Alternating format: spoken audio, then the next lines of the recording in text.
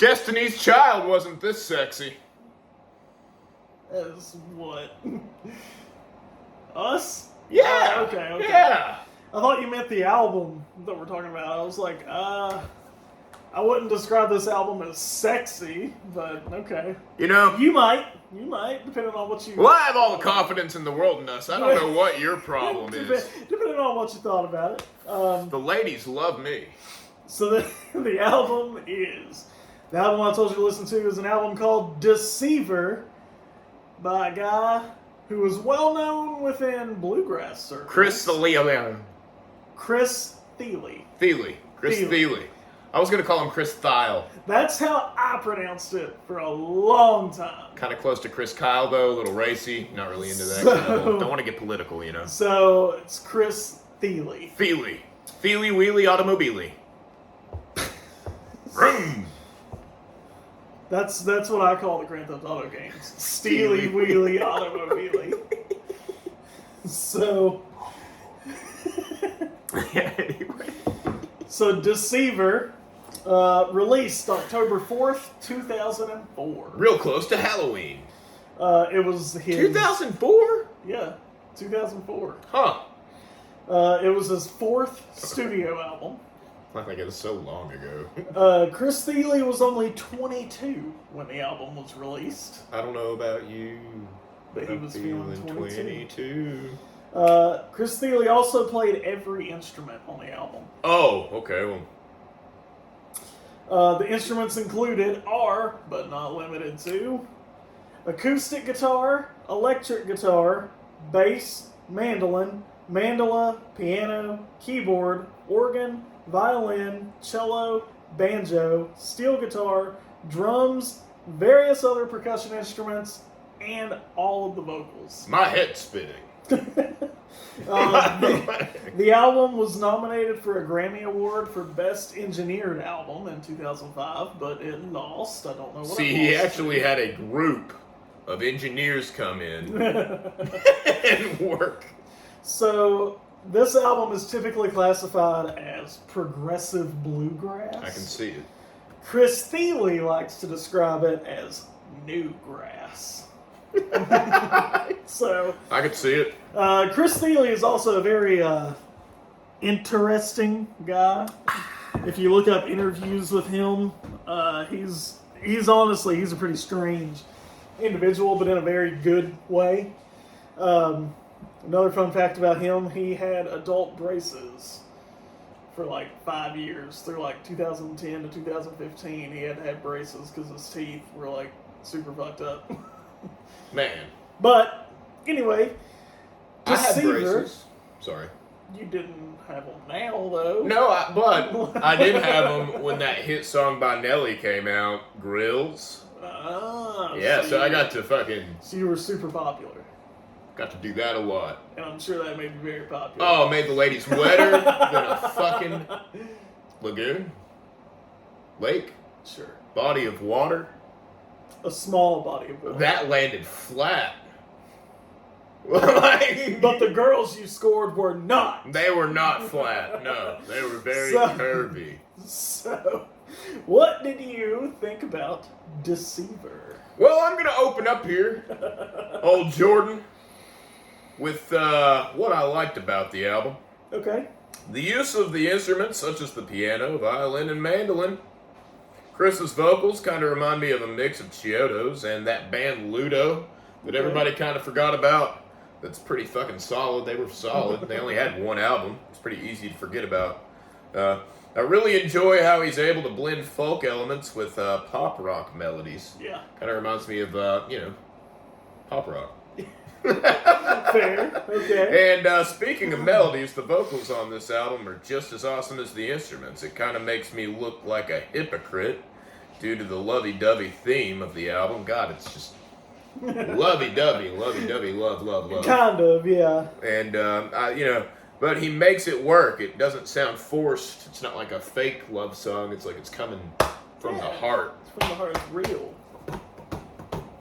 Anyway, it's cool how the electric guitar isn't really the main focus of the album. It's kind of, it comes in to enhance songs. It's not like he's just fucking, Well, his main instrument that he plays is a mandolin. Yeah. That's the one he focuses on the most.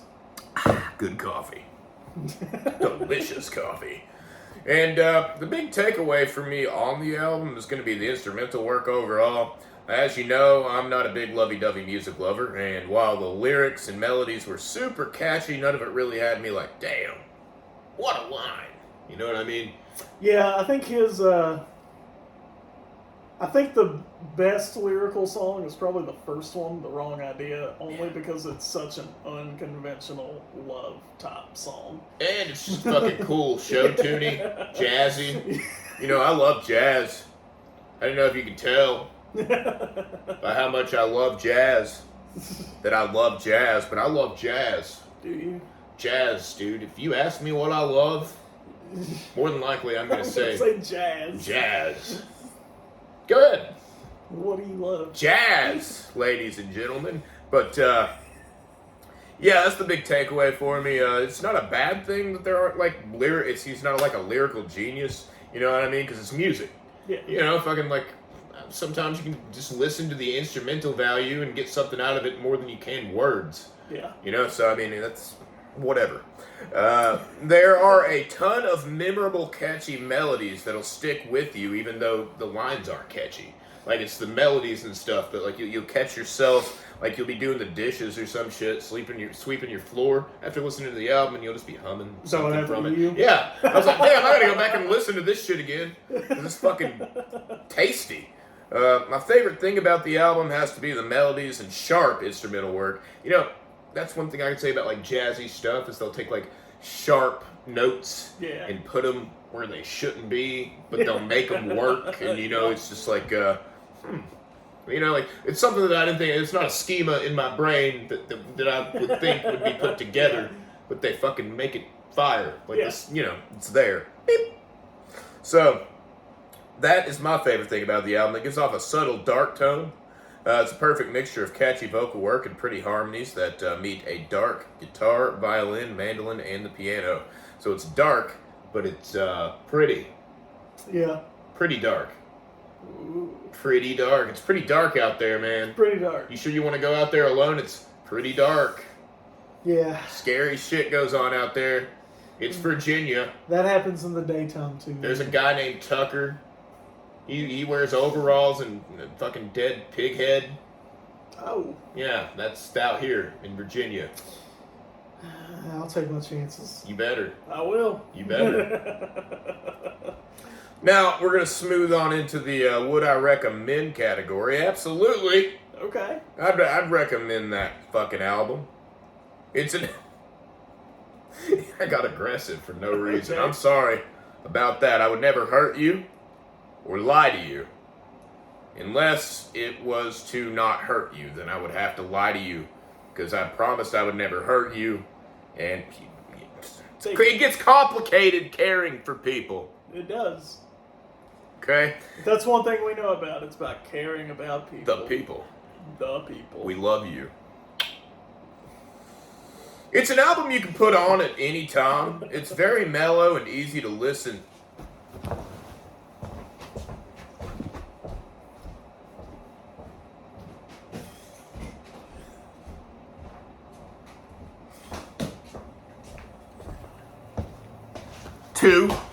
It's very easy to listen to. And, you know, it's not going to throw you off and get you too carried away. It's very mellow, and the instrumental work is absolutely amazing. It's not so mellow that you're going to get bored, and even though there are so many instruments, you're not going to go into sensory overload. It's not it's, there's something here for everybody. That's the main focus I have on that. I mean, the main highlight for me is that it's like it's a people's album. Yeah. You know, like, you could recommend this to just about anybody, you know? Let's see. Kind of reminds me of, like, Chiodos, Senses Fail, Ludo, Panic at the Disco, Death Cab for Cutie. You know? Different parts of each song reminds you of different people. Yeah. Like, there's so much going on. It's so folky. Yeah. That's the thing. It's like, it's got a folk. It's like if all those bands were also folk. You know? It gives off a strong early post-hardcore vibe. The only twist is that it is not all distortion and blast beats. Once again, you're getting folk elements and very intricate instrumental work. Yeah, and I have the ratings of these songs in order. All right. In order. This is hilarious. The Wrong Idea, gave it a 10 out of 10. Okay. Showed us a great way to start the album. Creepy and slow piano melody that the whole song builds around. The violins are on point. The vocals don't feel out of place in the slightest. And everything breathes really well together. Okay. So it's, not overwhelming. Yeah. You're not like, Yeah, like you said, my favorite part about that song is that it's got jazz, rock, like classical, like show tunes, and it's all within like 2.5 minutes. and it's free jazz. Yeah, it's a very odd composition. You're not paying for it. Yeah, you're not. On Ice, number 2. Well, I got to get into it, actually. Great way to start the album. I already told you it's a creepy and slow. All the way around, once again, great way. Sets the tone for the album. On Ice, another 10 Oh, shit. out of 10. Okay. This song is structured really well. The vocals come in at the perfect time, and the melody of the instruments shapes itself around the vocal harmonies, while at the same time standing on their own. Okay. So they have a life of their own while at the same time breathing around. It's like it's all codependent on each other. Yeah. While at the same time having it's like people are. We're kind of codependent. Okay. But at the same time we all have our own lives. Like I couldn't do this show without you. But there's gonna come a time where we have to wrap this up, and I'm gonna go play like FIFA or something, and you're gonna go water your plants or whatever you do. I don't water. He's a botanist. I also don't play FIFA though. I don't either. I'm not a fucking loser. But anyway, another 10 out of 10 because of the structure of the song. I really enjoy his songwriting skills. Yeah. And I didn't know that he played all the vocals. I didn't know he played all the instruments on this album. Everyone. That blows my fucking mind now. I think it's a total of like 33 different instruments are used throughout the album, and he played every part. Maybe that's why it goes so well. The instruments go so well with the vocals. Yeah. It's because he knew what was going to have to be done to make it all work. You're not relying on another guy. Which isn't a bad thing, by the way. Don't get me wrong. It's helpful. A place for everything. Locking Doors, number 3. That's a 10 out of 10. I love the jazz vibe of this song. Jazz is awesome. What do you love? Jazz! I just like how, with jazz chords and melodies, it's like you're taking things that shouldn't mix together and making them work somehow. This is a great example of jazz. Jazz. Jazz. Take a shot. Also like how the lyrics are making fun of like modern Christians. That is a really good point. Oh my god. Because it says something about the neighbor being gay. I'm gonna love him, but not today. But not today. Like, yeah, I mean it's. And that was 2004. Yeah. He was calling people out in 2004. Ahead of his time. Oh, Chris Thile. Automobile. That's so stupid. Waltz for Dwayne Pomeroy. Pomeroy. Yeah. And that's number 4 on the album. I gave that a, you guessed it, 10 out of 10. Oh, shit. Bitch, you guessed it. Bitch, you guessed it. 10 out of 10. That's what he does, right? The little- Yeah. This is a perfectly placed instrument. What are you doing? We have a special guest. The Mama Cat. Meow. Get down. Get down, girl. Go ahead. Get down. Get down, girl. Go ahead. Get down. Get down. Please. I'm gonna move you if you don't move. There you go. Get on out of there. I'm surprised you gave this one a 10 out of 10. It's like a straightforward, just instrumental bluegrass song. I know. That's what I said. I said this is a perfectly placed instrumental. It's also just a great instrumental in general. It's simple, yet it keeps you enticed and engaged. It's mellow and brings an almost intermission type of feel to the album, like a blowjob from a stoner chick. Perfectly placed, performed, and displayed. Once again, like a blowjob from a stoner chick. Okay. But really, 10 out of 10, 100%. 10 out of 10. Okay. Would do again. Here she comes. Like a blowjob from a stoner chick. Now we're going into the Empire Falls. Did somebody pull in? Someone is here. That's just Penny. Who's that? Now they're turning around. Oh. Anyway. Back to what's important, the music. Yeah, the music, people, the music. Who's gonna talk about all this music? What do we love here? Jazz! And music. Okay. Empire Falls. This one's my favorite. 10 out of 10. God, okay. Great tune. Picks up the pace a little bit. Catchy. And comes off as one of those perfect single material type songs.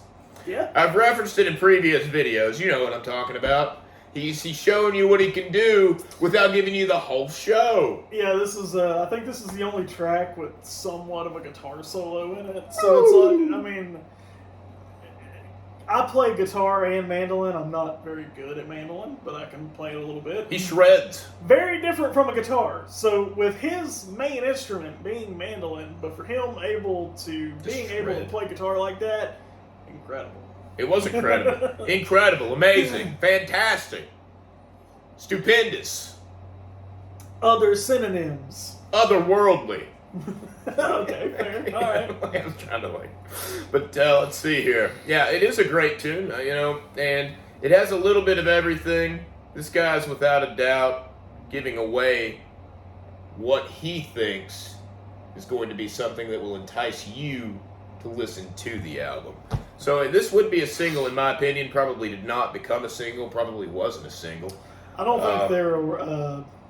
I don't think there were actually any singles released. Oh, okay. Because he's very well known within like bluegrass circles, but he's not like well known. He's not huge. Yeah.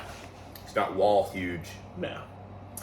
And we've got I'm Nowhere and You're Everything. Great fucking title. He just keeps fucking rolling with the hits, and a 10 out of 10 for this one too.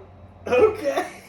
I'm serious. It brings the vibe down to a more mellow tone while at the same time managing to keep your attention, which is important for someone like me who has ADD, bored up in the internet age.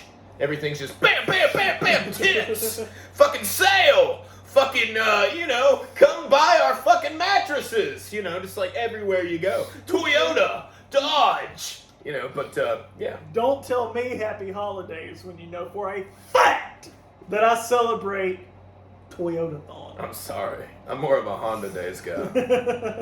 But, yeah, dude, it's just the digital age. It's hard to keep your attention is basically what I'm trying to say. It's slow, but it isn't boring. It doesn't bore you.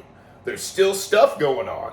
You know what I mean? It's not like droll. Fucking boring bullshit. The instruments are on point, which really seems to be the theme of this album anyway. So, look how fucking awesome we are at playing our instruments, which it turns out he is just awesome at playing his instruments. Singular. So, yeah, that's a 10 out of 10 for me right there. Have you given every song a 10? So far. Okay. Yeah. Okay. Dude's really good. You give credit where credit's due on this show. There's no bullshit. We cut around the fluff. Always. No fluff. All, what's the opposite of fluff? All killer, no filler. There we go. All killer, no filler. That sounds all fluff, no stuff. Huh? All stuff, no fluff. All stuff, no fluff. There we go. Because if there's one thing I know about people, they love stuff. Fucking love stuff. Look at all the stuff we have. Stuff, man. Just stuff, and we have a place to put it called a home. Which is also just a thing. Yeah. So and you can have multiple homes, which makes them stuff. More stuff. Fuck. George Carlin made a bit about this. Just realized that. Stuff everywhere. Okay, so with that all in mind and the ADD fucking ramblings of us, Jessamine's Reel, this comes in, oh man, really lowballing it here, I think, with a 10 out of 10. Okay. 3 words: catchy, ass, instrumental. Okay. Need I say more? This is also the shortest one, right? It's only like a minute and a half it's like or something. Maybe 2 minutes. It's almost 2 minutes. Like, okay. Maybe 2 minutes and 15 seconds. Okay. But this dude kicks ass. Okay. That's all I really have to say about that. This guy's a really good instrumentalist. Like, he could just put out an instrumental album and you'd be like, fuck yeah. He has. Fuck yeah. Proved it all in 1 second. We get it quick and we get it fast around here. We're not trying to bullshit you. Once again, digital age, we know where you're coming from. You want it all quick. You want it all fast. You know, that's why most dudes last like 15 seconds these days. We got shit to do, ladies. It's the internet. It's the internet. Everything should be free, available, and searchable. Quickly. And buyable. Everything should have a price on it. We're going to stop right there. Like people. Anyway. Next, we have The Believer. Yeah, this is probably my second favorite song on the album. I'm gonna ask you. Okay. You're gonna have to figure out my rating on this one. Jordan Lowry. What is 5 plus 5? I thought you were actually going to have me guess, not do math. You gonna figure it out? 5 plus 5. Okay, Yeah. I got to use both hands. Don't forget to carry the 1. I'm going to use both hands, okay. Always carry the 1. 5. Exponents, man. Remember the exponent. Z equals Y. 10. You got it. 10 out of 10 for The Believer. The guitar solo in this one really sticks out to me. It kind of comes out of nowhere. It adds to the flavor of the song. Somehow manages to give off a very high energy tone, while at the same time giving off a mellow vibe that is constant throughout the album. It fucks with you. Okay. Which I like it when stuff fucks with me. I don't know about you people, but I like to be entertained. And being fucked with entertains me. So, yeah. It's a great way to switch things up, in my opinion. Okay. 10 out of 10. 10 out of 10. I like it. And then we have This Is All Real. Once again, 10 out of 10. Okay. It would have been a 7 out of 10, but the piano came in and saved the whole damn thing. Yeah, that piano, man. That little piano break. This is an example of what amazing instrumentalists can do. Like this entire album.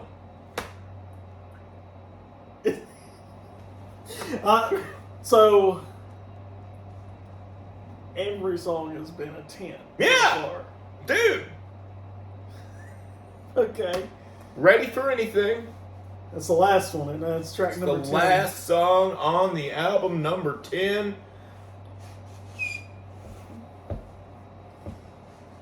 You gonna make me do more math? 10 out of 10. So you rated this album a perfect 10 out of 10. Yeah. That is surprising. Because I thought you would probably rate this around a 6 or a 7. Well, we here at Pop Culture Victim, we're full of surprises. And that's what we're here to do. We're here to shock and entertain. Above all else, give an honest opinion, an honest review, and an honest synopsis of what we think. Synopsis, that's part of your brain. Sorry, everybody. Synopsis. I'm sorry. Nop, not nap. Not nap. We're here to give an honest synopsis of what we think about whatever the fuck. So you're always going to get an honest opinion from us. And this is a 10 out of 10. Ready for anything. Sure, it's slow, but it's catchy and a perfect way to close an album. Nothing over the top. You're not going to get any fucking David Lee Roth stuff going on. No cartwheels, explosions. Just a jam that kind of wraps up the album and sets the overall tone of what was trying to be conveyed throughout its entirety. Somber, mellow, and calm. Which all means the same fucking thing. How redundant was that, ladies and gentlemen? Synonyms. Synonyms. This one's made the 10 list, ladies and gentlemen. 10. This is a 10, my dude. A 10. That's the third album that has been rated a 10 on this show. Yeah. It's crazy to think about. I mean, you know, we're Weird. cool. Yeah. We're cool guys. Well, that means that this will be added To the playlist. To the playlist, yeah. Which is honestly very surprising and very different from the other two albums in the I know, right? It's in gonna, the 10 playlist. everybody's like, what the fuck? ADD, once again. Dude, it's going to be so ADD, that playlist. People are By going to the be end like, of it, yeah. does millennials make this? Yes, actually. How fucking funny is that? But not many millennials listen to Clutch, The Who, and Chris Thile. Yeah, not many. Not many. But I also think we are in the generation before the millennials. I think you're right. I forget what that's called, but... Generation X. Carry the Y. Is that really what it is? I think, It's X or Y, I'm pretty sure. I don't remember. Either way, 10 out of 10. I'm surprised. I'm happy, but I'm very surprised. If you're happy and you know it, clap your hands. So what is the next album for me to listen to now? The next album you're gonna have is it's a pretty good one, in my opinion. Okay.